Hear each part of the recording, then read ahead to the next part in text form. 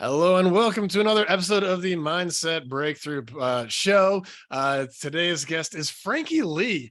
Frankie, I met through improv comedy over at Rise Comedy in Denver. And he's super funny and a great performer and an instructor also.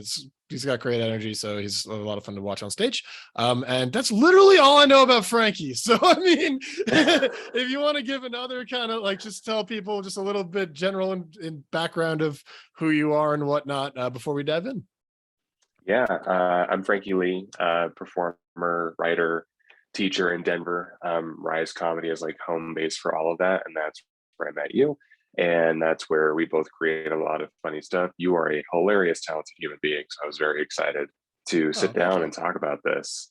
I've been working artistically for 8 years. I love Ted Lasso, and I just recently took up baking. So yeah.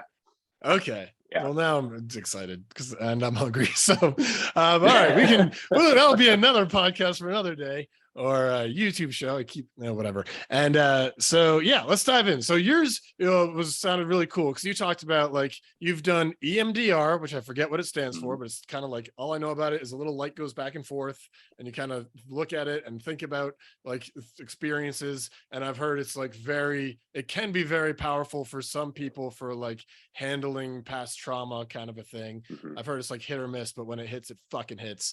So you've been doing that and talk therapy, and that you've had a kind of interesting, combining those two has been very interesting.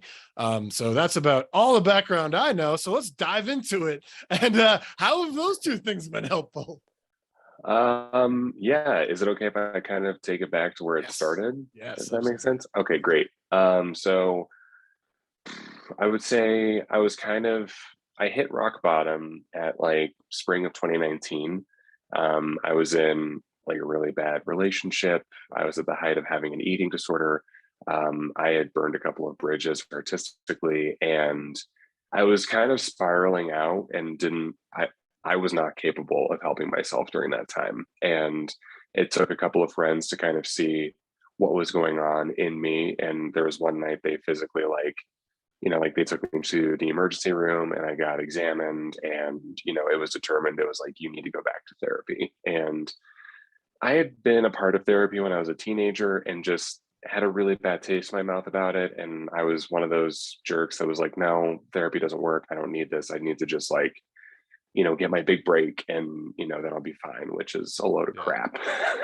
That's also a heck of a thing to be once I become huge and successful and famous, that's a lot to wait for.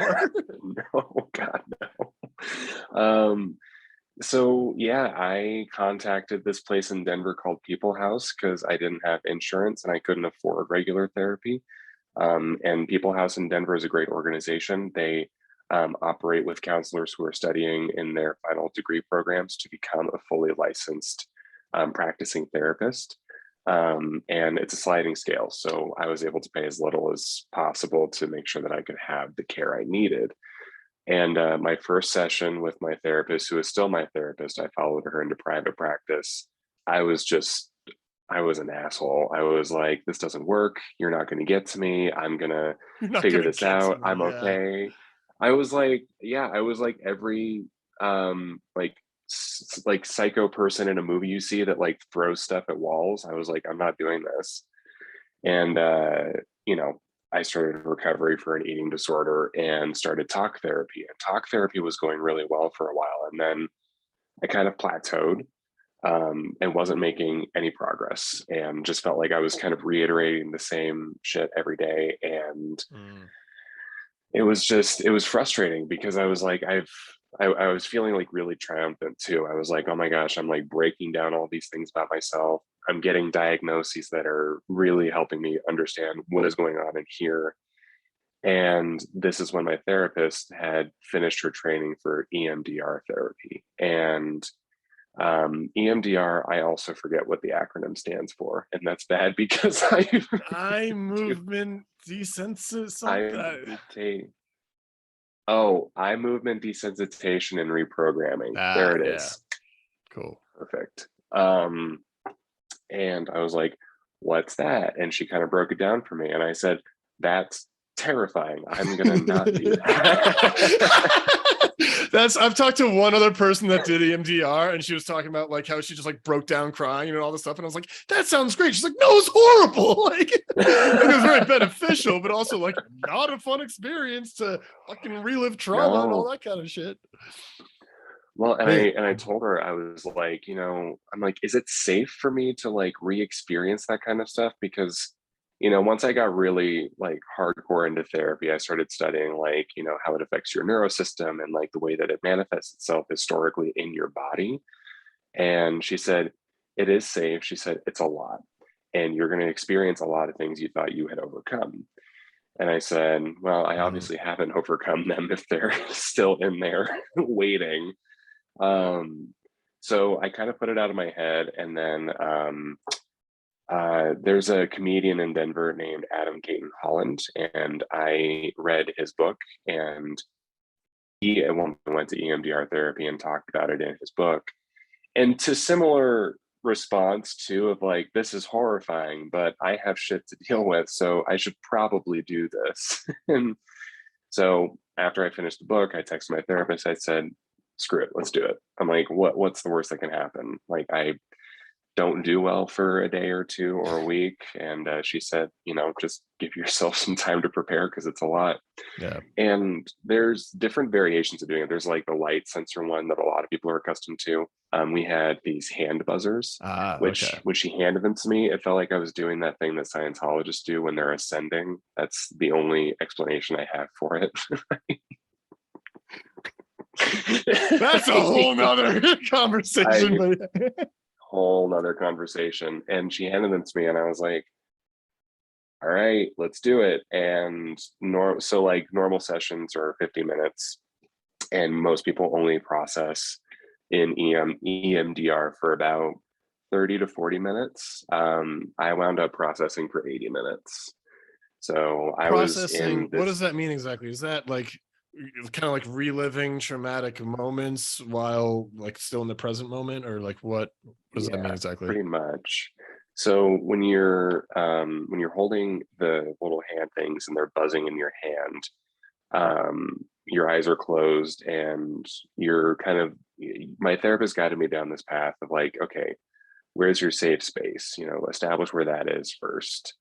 And my safe space was the old tattered cover that was on 16th Street Mall, because it was just like a perfect little hole in the wall. And I would go there to journal all the time, especially early on in therapy. And, then imagine like a box that you can put all of this stuff in. And so I imagined the box. And then essentially she said, imagine that you're like flowing down like this dark river. So like in my head, it was either the Willy Wonka boat ride or it was like Small World, and it was just like dark and I was floating down and just kind of, like left and right, seeing these different things that had come up. And what I found in the midst of that processing was there was just so much there. I mean, there was shit from early as 2 years old. There was stuff from parents. There was stuff from exes. There was stuff from when I was a teenager. There was stuff that I had even completely forgotten about. And so I had a moment, I was like, is this, because I'm a creative person and I'm a writer, is like, did that just like manifest itself because I was processing all this other stuff? And my therapist said, no, what happens is there's fight, flight, and freeze when there's trauma. And when trauma manifests itself in the body, it freezes. And so what happens is sometimes it freezes so tightly that it disappears from your memory, but it's like in there, like deep within like the underbelly of whatever your brain is going through. And so there were a couple of memories that were pretty hardcore, and I had to like call family and be like, did this happen? Like, am I crazy? And they're like, yeah. They're like, we just, you were young and we didn't want to like freak you out, and we wanted to like try to take care of you, and you seemed fine afterwards. And so it was incredibly eye-opening and incredibly startling to have been in this state of EMDR for 80 minutes my first time. And my therapist had like 2 pages of notes of memories that I had talked about, because the other thing is like when you're processing those memories in real time, you speak them out loud, like you say what's going on. And yeah, I literally took the next 2 days off of work. I was just gonna like, how the hell do you function after that? Like, yeah, I imagine that's like that whole next day and a half at least is just like, what the fuck just happened? It was fucking surreal. And I was like, I just remember like the next 2 days. So in the span of 3 years of therapy now, I have filled up 6 journals because journaling is like the biggest thing, and it helps me because I Awesome. just need some place to like get my writing out and like get my thoughts out. And it's only for me; it's not for anyone else. Yep. Same. I do it a Um, ton. it's so useful, and I used to shit on it so much before I was in therapy. I was Oh, you keep I a would see like my diary? friend. Yeah. Oh no, I would do that. Like I had friends who were like journaling, and I'm like, "What are you doing?" Like crying, and I like the year before I got into therapy, I was a very different Mhm. person, and in a lot of ways, I've made peace with the fact that I wasn't necessarily a great person in the midst of what was very active trauma because I was in, an abusive relationship. I was pushing myself way too hard to try and like, establish this career that Mhm. isn't even really what I want anymore. It looks different. And I, was in the midst of an eating disorder that just, destroyed me Mhm. physically and emotionally. And Yeah. so just kind of like through talk therapy and EMDR, like kind of coupling those two, I've been able to not only like talk through things in real time. So whenever things come up, I know that I can process it pretty quick. Okay, cool. And then through EMDR, it's like going back through and like, I'm still going through it. They say like the average amount of sessions it takes to recover in EMDR is I want to say it's like 20. Mm. And I've definitely surpassed 20 Mm. because there's just a lot there and everyone's different. Mine's Yeah. just, I grew up in a family that, like my mom is incredibly open and lovely and has always been a huge advocate for me talking about my emotions. And, to her testament, we wound up in like the single mom son life for pretty much all of my formative years. And so she's been there, but like, my dad and his side of the family, just like emotions were never on the table. Like it was always either, suck it up and go about your day or pray about it. And, Yeah.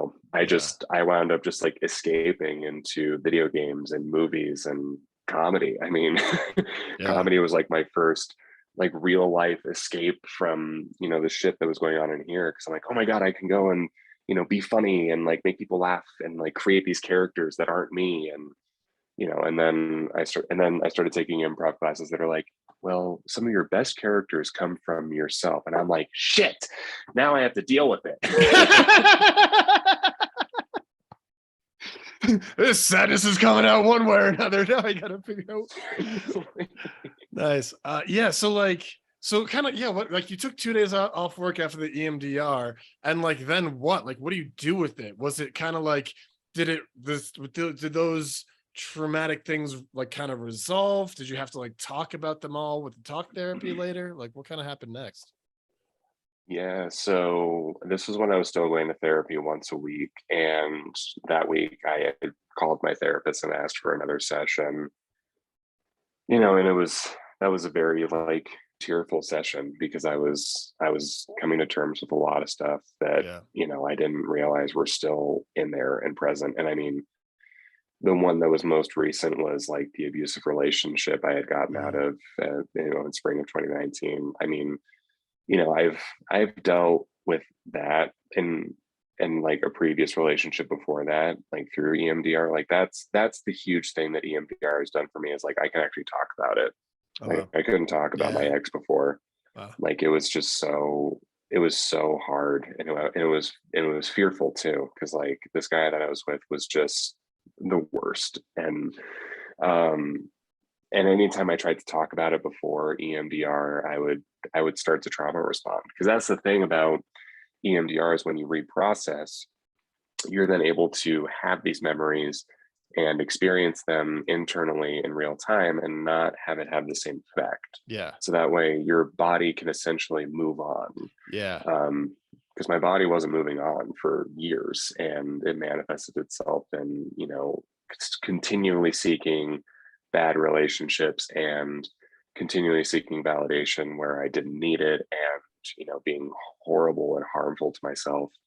And so I'd say like the last 3 years have been like the breakthrough, because I'm definitely on like the upslope with my eating disorder. I'm on the upslope with, on top of my anxiety disorder that I was diagnosed with. And, it took a little bit, but I'm finally like balanced with medications that make sense and that Yeah. help me. I mean, before I was on, medications, I was having panic attacks at least 3 times a week. And, before EMDR, like anytime trauma stuff would come up in my brain or in conversation, I would freeze. I would, like tense up and my body would get hot. And Yeah. now, I can talk about all that, all that shit. Like, and it's great and it's surreal because I couldn't before. And now I think it's only influenced myself and my relationship and my art and, like everything just kind of aligns itself more. And I'm like completely content with who I am as a person, which is Nice. not Hell been yeah. before. Like I know who I am, I know what I offer, and I don't bullshit around it, and I don't put up with stuff anymore, which is like the biggest thing. Is I'm very like boundaries are an immediate thing for me in any relationship, romantic, friendship, professional, artistic. Yeah. No one is going to overhaul what I'm doing and how I'm doing it, because I've been through enough shit and have processed it enough to know that like I'm allowed to do that. Yeah. I'm allowed to be a human being essentially, which is a great thing to be able to say 3 years later. Because yeah, it's 3 years ago now. It was just me really at the first few steps of this journey, and I still have stuff to go through and stuff to do, but like I'm so much more capable of doing it now than I was before. Yeah. And so it's, yeah, it's amazing. Sweet. I can't praise, and again, EMDR is different for everyone. It Yeah. helped me, it doesn't help some people, but yeah, it's amazing. Yeah. And so, yes, like, is the experience with it like you kind of do it and then it's like resolved? Like you just leave that session and like, oh, that like this thing that was weighing in me subconsciously that I didn't realize is just gone? Or is it like now you're aware of it and then you like talked through it to process it out? Like, It's a little of both. So with some of my memories that were traumatic, they were smaller, and so it was easier for me to process them day one. hmm, So, there was stuff from like when I was in school that I processed pretty quickly. And then there okay. was stuff like, with my ex and with my dad and with family that, it took a couple of sessions, and it would be something like Yeah. opens up in me. I'm re-experiencing it in real time. And then I talk about it, and then I come back to it. And then at that point, it's kind of settled itself because it's still there and it's still a shitty Yeah. traumatic memory. Yeah. But like even now I'm like thinking of those memories actively, and like I feel fine. Yeah. I feel fine talking about it, and it's because I've been able to like work through it both in EMDR with a couple of sessions and then talk about it afterwards. Sweet. Yeah. Yeah, and that's like another, like I just realized as I was talking about like getting rid of it, but it's like, yeah, you don't always get rid of it. It's just kind of like it can, but also a lot of times it's just like, well, now it just doesn't affect me like it used to. Like I'm aware of it and just like it's not as like charged and fucking up my life. And you can actually like, yeah, like make choices from a not triggered kind of a place. Yeah, big time. Yeah. Is there any like kind of pattern, like aha moments around like seeing patterns of like, holy shit, I'm like continually getting in these kind of relationships, or I keep doing this type of thing over and over, that like patterns that you always just thought that's how I am, but you were like, oh, that's because of this thing. And then the Yeah. therapy helped you realize it and change it. Yeah, no, there's definitely been those moments specifically around like romance and relationships. Mm, So I come from like I come from a family that's like really, especially on my mom's side, that's like really into zodiac signs. Mm. And I'm a Libra. And so for the longest time, I thought that my pattern for like, you know, jumping from relationship to relationship was me being a Libra, but um it's not. It was actually because I have a hard time feeling safe in romantic environments because of Ooh. like my first relationship. It was my first boyfriend, and he was an active alcoholic and created for very unsafe environments for me personally. And I was 19 at the time, and kind of overcoming a lot personally and having to deal with that in real time. And when that relationship ended as drastically and traumatically as it did, I think what I have figured out is that it created this little like sense of survival mode in me. So I've always been someone who's like ready to jump. Like I always have like a bag packed figuratively. Oh yeah. And so like with my husbands now, it was hard early on for them to feel like they could get to me because I was always like arm's length because Yeah. I was still figuring all that stuff out. And I think there's something to be said about making sure that I'm safe in the environment that I'm in. Like that's valid. But there's almost like even for like the first 8 months to a year, it was still just like, am I safe? Are you going to leave? Am Yeah, I it going to was leave? like What's it's going to valid to happen? want to be safe, but it's like the almost programming to be like, and I will never feel that way. Yeah, yeah, and finally it was like a month or so before they proposed to me, and my therapist and I were working through stuff, and I realized I'm like, well, to be cut and dry about it, I don't think that I would still be here if they didn't want me here because, I'm a little bit of a big personality sometimes, and that is something that just comes with the package. And for me to continuously live in this insecurity and not knowing like if I'm okay, it's only doing more harm to me than good. And if they do end up leaving, and this was the thought that I was having in this like month and a half before Mm, we got engaged.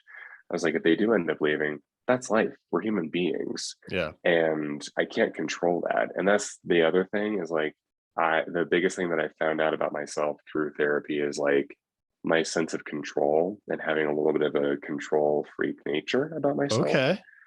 And letting go of that has been like the biggest challenge. And it was Yeah. like I always want to control how people feel about me. I used to always want to control how people felt about me, how they responded, and I also always thought that was a Libra thing. I was like, I just want everyone to like me. And Yeah. now I just don't give a shit. Yeah. Like if people don't like me, that's fair. What helped with that letting go of control? Like, was there any like things that you did, or was it just becoming aware of that's how you were operating? Like, how'd you do that? Definitely awareness. I'm a very self-aware person now, so I can sense situations where I'm like leaning into those old tendencies and kind of do some work to like correct myself. Journaling, and what I would do is like if I ever had once I was able to identify those moments, Mhm. I would journal about them and I would take them back to therapy. And Oh, my therapist nice. and I would like walk through it and unpack it. And my therapist by that point was very comfortable with me. She's like, why do you give a fuck? She's like, she's like, you realize that there's like how many people on this planet? There's bound to be a good handful of folks who don't think you're the shit. And There might be a few. I was like, wow, that's enlightening. Thank you. Yeah. and but it was, and I don't have those moments as much anymore. And so Okay. anytime I do, I quickly like track it. Cool. Almost like you're on a fitness journey and you like track miles or track a workout, or you track like an event. Like I don't know, I go to the gym, but I'm not like a fitness guru, so I can't relate to that world too much. So like, yeah, like was the journaling like part of tracking? Like were you journaling of like upsetting moments throughout the day, or just like times that you were like, this is a thing I didn't like, so let's like unpack that a bit more. Yeah, Okay. definitely. That exactly. I would just write pretty much everything down that was happening in my day-to-day life. Okay. And That's why I filled up 6 journals, because these past 3 years have been interesting, Okay. considering 2 of them were spent amidst a pandemic, which, you know, became challenging for my mental health in different ways. But I was grateful to have been in therapy for a year before that happened, Yeah. because I was able to just kind of unpack that in real time, and everything that happened amidst that. So Yeah. Okay. I just had another question and then it flew out of my head. Um, Oh yeah. So like it was basically like the journaling is just like journaling everything that goes on like through your day, just kind of like reflecting, and then things that like stick out to like, oh, like I'll just like talk to my therapist about that. And then that becomes like the kind of bringing more awareness to like, oh, I'm controlling and what it might be like to let it go. Like that was kind of how it went. yeah, for Cool. sure. Yeah. Yeah. Sweet. Yeah. Awesome. Yeah. Is there anything else you want to share about your journey? This was fantastic. Thank you very much for sharing it with everybody.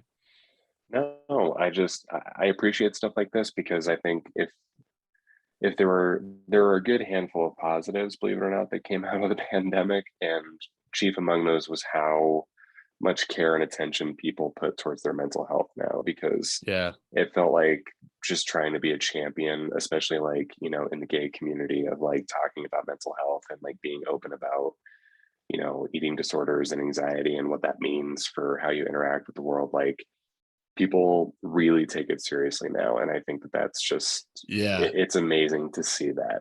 So much of this stigma around like therapy and stuff has just been like dissolving over the last few years, which like has just been great. Of like, yeah, no, everyone needs this. So, like, it's just, yeah, we all got stuff we don't even realize. We all got, yeah. And that's what I loved about like when you were like, oh, like I thought it's just because I was a Libra. Like I've always had a little bit of a pet peeve around like personality tests and like the zodiac stuff, Yeah, just because it just seems like a lazy excuse for people to be like, well, that's just how I am. When it's like, or you like maybe there are some shit about yourself that you can change. Like, do you like being that way? Because there might be some alternatives if you look a little closer. just saying. Okay, cool. Well, thank you very much, Frankie. This was fantastic.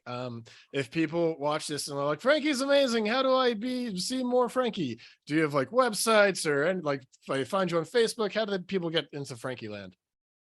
Oh gosh, website is underway. Okay, That'll be frankielee.com. sweet.